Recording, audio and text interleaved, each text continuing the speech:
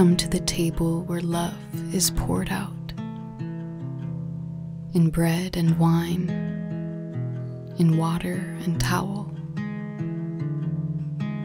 Do not hurry past this feast of mercy. Here the bread is broken for you, the cup lifted in covenantal love. Taste and see the grace that holds you, the sacrifice that frees you. Like the Israelites marking their doorposts with blood, you are marked by mercy, set apart by love's eternal promise. I will be with you always. Here, the teacher kneels before you. Do you see him? The hands that shape the stars now cradle your feet, reminding you that greatness is found in humble service. Go now, as ones who are washed, bearing the fragrance of love. Let the new commandment guide your steps. Love one another as Christ has loved you. In the shadows of betrayal, may you remain faithful. In the presence of sorrow, may you proclaim hope. And in the breaking of bread, may you know the one who loved you to the end. Go, beloved, with the basin in one hand and the bread of life in the other. Let your life proclaim his death until he comes again. May the humility of Christ shape your days, the love of Christ fill your heart, and the peace of Christ guide your way. Amen.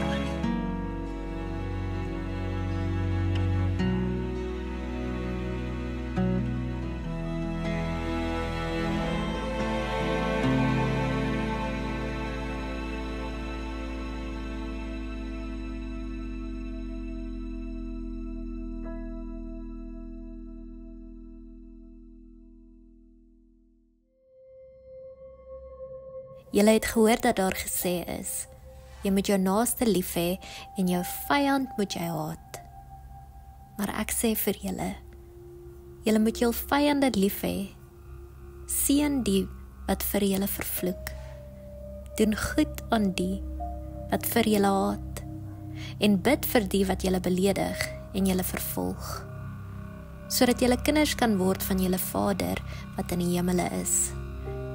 Want hy laat sy son opgaan oor die slegtes en die goeies, en hy laat reën op regverdiges en onregverdiges. Want as julle lief het, die wat vir julle lief het, watter loon het julle? Doen die tollenaars nie ook dieselfde nie? En as julle net jul broeders groet, wat besonders doen julle dan? Doen die tollenaars nie ook so nie? Wees julle dan volmaak, soos julle Vader in die hemele volmaak is.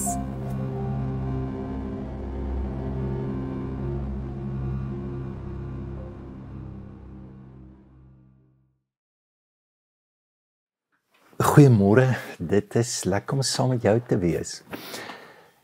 Jy het seker al 'n boek gelees wat jy gevoel het, hierdie is op die regte tyd, op die regte plek in jou lewe en dat dit veel baie beteken het. Ek is seker dit al gebeur. So een van die boeke wat vir my ongelooflik baie beteken het, was die boek van Filippense, What is so amazing about grace? Dis 'n baie goeie vraag. So wat is so wonderlik van genade? En ons ken ons nou die lied, genade onbeskryflik groot. Is dit regtig onbeskryflik? En as dit onbeskryflik is, sal dit nie amazing wees nie. Sal almal dit nie wil hê nie. So hy begin sy boek, hy so net terloops, hy was joernalis, toe word hy predikant, toe verloor hy heeltemal geloof. En toe besef hy, maar ek moet iemand volg, en toe sê hy met Gandhi en Martin Luther King en almal besig gaan op die einde terug na Jesus toe skryf hy die boek The Jesus I Never Knew, wat 'n ongelooflike blik is op aspekte wat ons weglees van Jesus in die Bybel. So what's so amazing about Grace is hy begin die boek met 'n prostituut wat in gesprek is met 'n sosiale werker, maatskaplike werker. En die maatskaplike werker vra vir die vrou, want sy is down and out, en dis regtig, dit is verskriklik waarmee sy besig is. Hoekom gaan jy nie na die kerk toe vir hulp nie? En haar woorde is, ek voel so sleg oor myself, ek kan nie, en ek wil nie slegter oor myself voel nie. Bingo, daar is die spyker op die kop. En is toevallig, hy bou sy hele argument net op daardie stelling wat die vrou vir hom sê, hoekom is dit so? Want as daardie vrou gelewe het in Jesus se tyd, sou sy dadelik na hom toe gaan het. Want dis reeds die blik wat jy sien, en ook op the Jesus I Never Knew. Regtig? Wie is hierdie mense? Kyk na hierdie mense. Hulle gaan nie net na hom toe, hulle kry iets na hom toe. Hulle is nie net op 'n afstand, hy raak aan hulle, aan mense wat as melaats verklaar is, wat glad nie in die samelewing hoort nie. Is ook nie dat hy vir hulle preek en formeel is nie, hulle kom sit aan sy tafel, hy hou fees saam met hulle, en dit lyk my hoe groter die desperaatheid, hoe groter word die genade. En dit teenoor die groeperinge wat daar is, wat veronderstel is om genade aan mense te gee. Dis nou die Jode. Nou jy kan nie sommer net sê die Jode nie. Daar's verskillende groepe en hulle het so beklei onder mekaar. Daar was Selote, Herodiane, Sadduseërs, Fariseërs, Esseners en kleiner sektegroepe, en almal het sê hoor, ons is verbondsmense. Wat beteken die verbond? Dis God wat in 'n ooreenkoms is met my, nee. En weet jy wat sy ooreenkoms se naam? Liefdevolle genade. En ons wil jou so graag insluit by hierdie God. Hier is die probleem. So hoe gee ons genade? Hulle het dit ook gedoen deur moralistiese preke, deur gedragskodes. Jy mag dit nie, jy mag nie dit nie, jy moet so wees, jy moet so glo, jy kan nie so glo nie.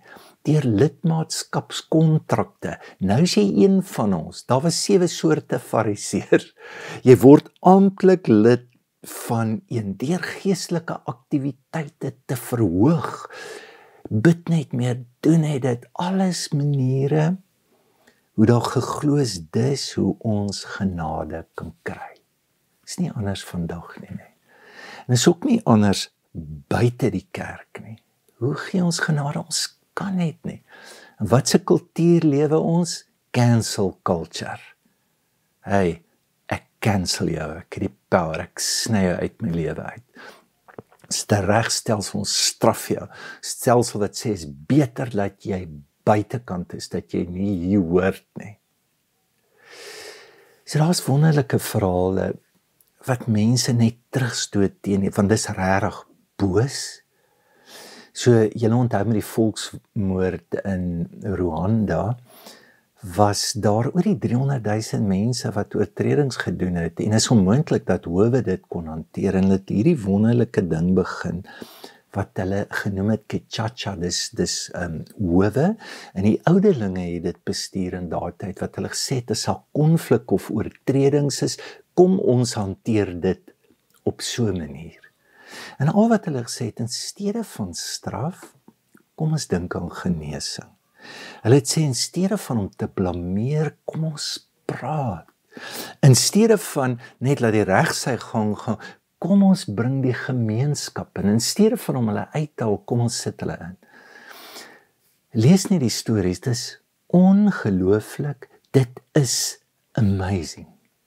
Dit is onbeskryflik wat daar gebeur het. Selfs in Suid-Afrika met die Waarheids- en Versoeningskommissie.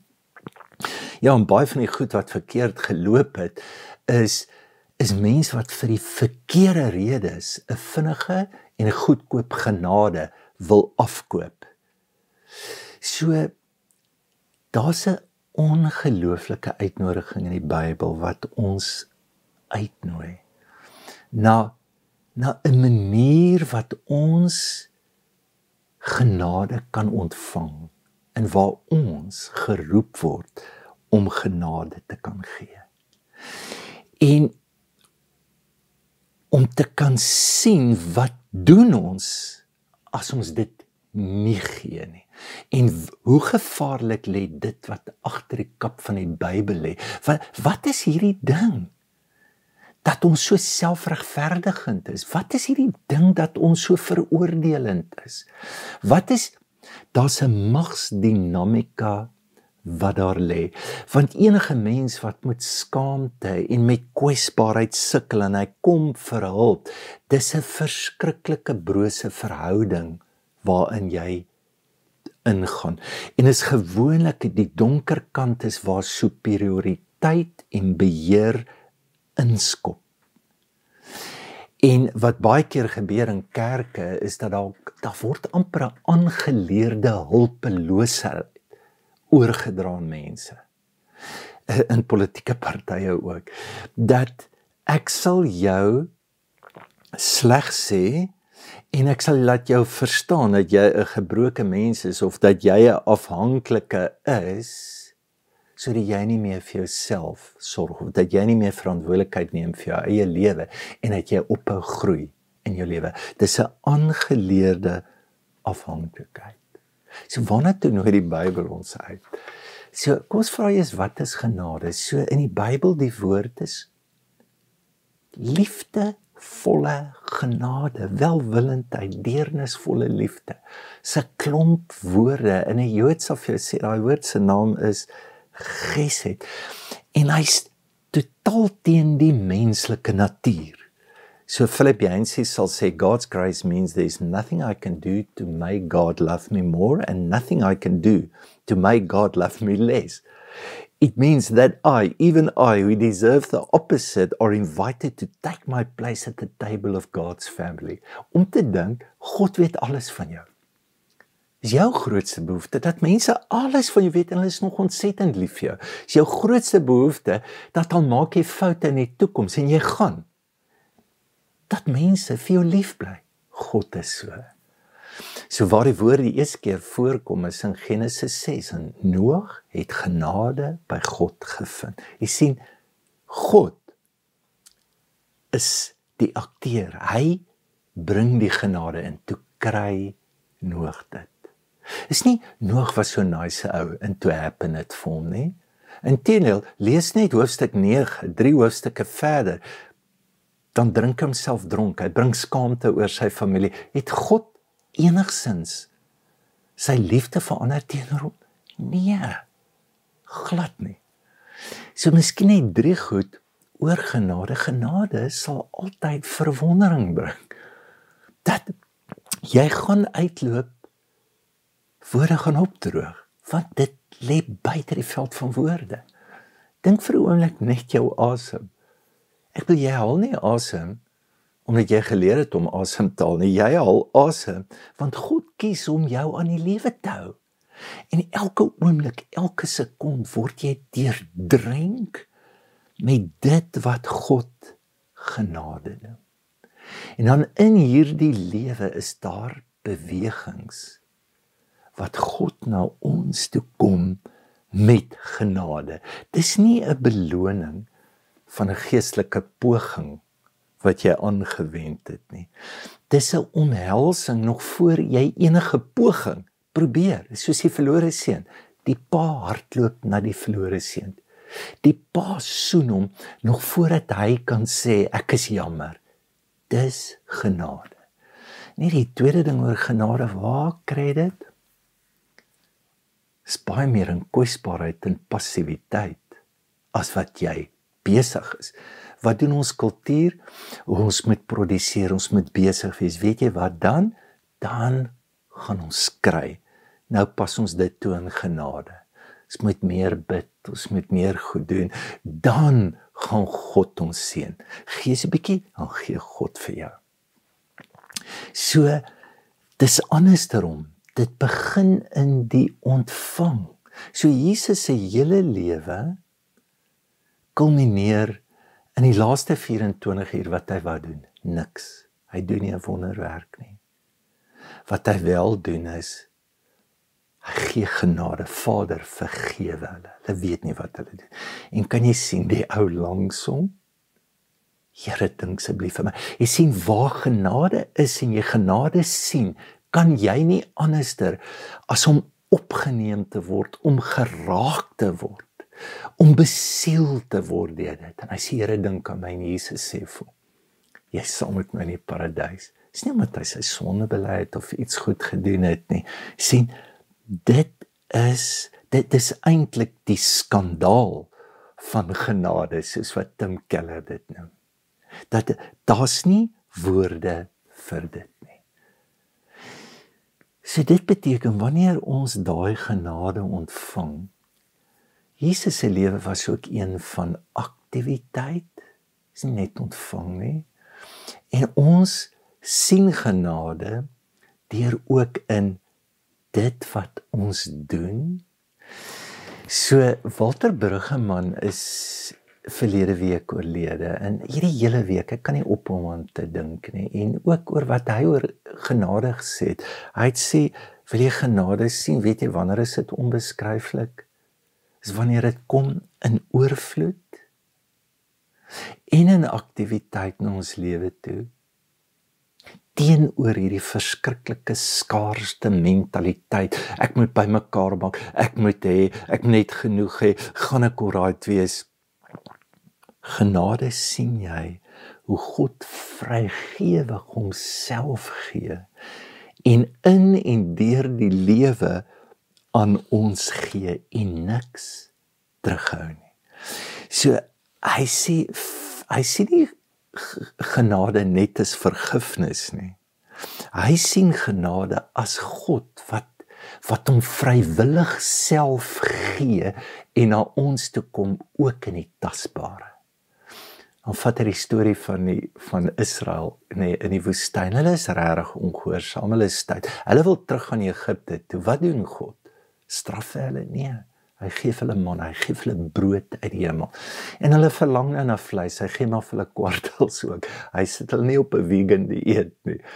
En dan sien jy net hoe God sy lewe gee. En dan praat hy oor die Sabbat ook, dan sê die Here ook stop. En die Sabbat is nie, ek rus want ek is so moeg, of ek kyk nou tyd om bietjie series te kyk en net te breek, of om bietjie te bid. Nee, die rus is om te breek met die leuen wat ek lewe omdat ek so fanaties wil produseer en geld maak en aktief wees. Ek kan nie breek met dit nie. En hy sê, dis in die gee dat ons ontdek dat ons ontvangers is. Dis in so 'n lewe wat ons ook God se genade ontdek. Mag jy 'n diepe bewustheid, ek net van die genade, want jy kan niks doen nie, maar dis wat jy kan doen. Wil jy nie elke dag bid daarvoor nie? Wil jy nie vra daarvoor nie? Vir elke ding wat jy doen, vra genade vir dit. Wil jy nie in die aand net terugreflekteer, moenie aan die slaap raak met 'n movie nie. Waar was God in jou lewe? Sien jy genade? Bring jou bewustheid na dit toe, dat jy kan sien hoe graag God dit wil gee, en hoe God dit alreeds vir jou lewe gee. Om net dankie te sê vir kos, om te bid oor die kos. Ek weet, Luca in ons huis sê, hoor, ons moet bid vir die kos, mamma het dit gemaak. Maar eintlik, wanneer ons dankie sê vir die kos, ek bedoel, dit is saad, dit kom uit die aarde uit, dit is geskenke, wat God gee en wat God aanhou gee, en die bewustheid, die gebed is eerder die bewustheid van die genade, wat ons in ons lewe het. Doen dit met jou rus, as jy ophou werk, nie om krag te kry nie, maar om te sê, weet jy wat, God werk vir my, al doen ek absoluut niks nie. En ook om te vertrou dat God altyd vir jou daar sal wees.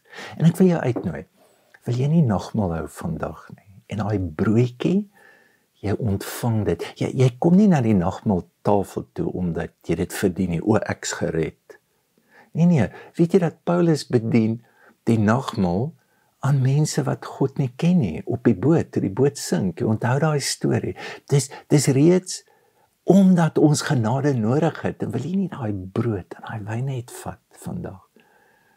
Sê, dis genade, dis God gee sy lewe. Wat 'n genade kan ek ook gee, kan ek ook lewe. Kom ons bid saam. Here, dankie vir genade wat onbeskryflik groot is. Amen. Dankie, dit was lekker saam met jou vandag. As jy so voel, ondersteun ons op SnapScan of gaan op die web, jy kan kyk, daar's verskillende maniere wat jy kan gee. En dan herinner ek jou, ons is by Bonteflou op die oomblik, is Klipgooi van Rosenview, waar ons op die oomblik hard in die werkskaf is om ons plek reg te maak en mooi te maak. Mag hierdie dag genade by, met, oor, om en in jou wees. Geniet die dag.